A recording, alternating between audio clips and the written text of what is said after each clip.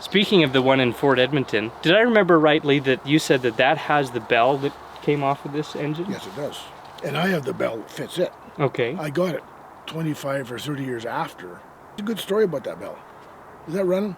Years ago, I bought this, not this locomotive, but the one at Fort Edmonton, from a fellow by the name of Hartford Lampright in Oakdale, Louisiana.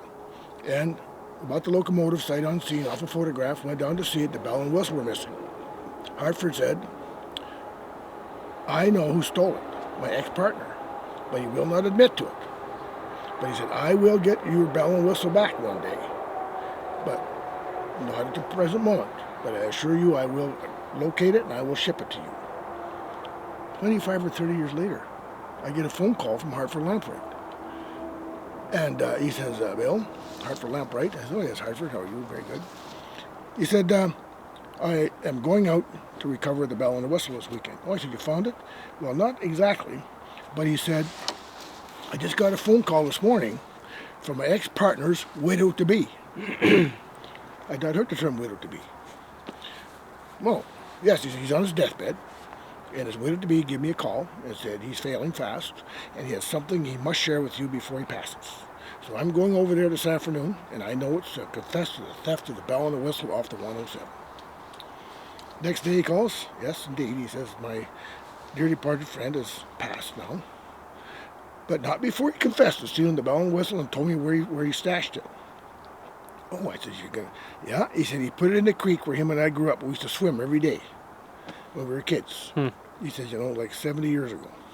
And he said, my nephew and I are going out there this weekend and we're going to locate that bell and whistle and rescue it and ship it to you.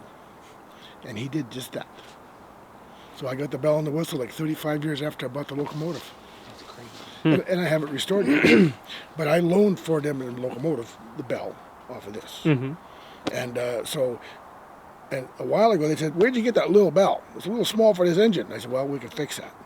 So it wouldn't be hard to trade them the correct bell for it. You know, Ethan, that's got to be awesome. You're to show up there with their bell. Yeah, trade ya. Interesting thing, that bell had laid in that creek for 35 years. Yeah. And the whistle, big. I got the whistle too. Nice whistle. Ooh, big bootjack whistle. Anyways, I never restored it. But they were completely full of hard, silted sand.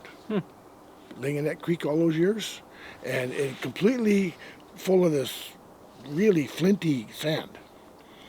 I spent 2 weeks every evening chipping the sand out of that bell. Some ways I regret doing it because it was completely full of agglomerated sand. But I cleaned it all out, got it all polished up, and it's in my living room right now.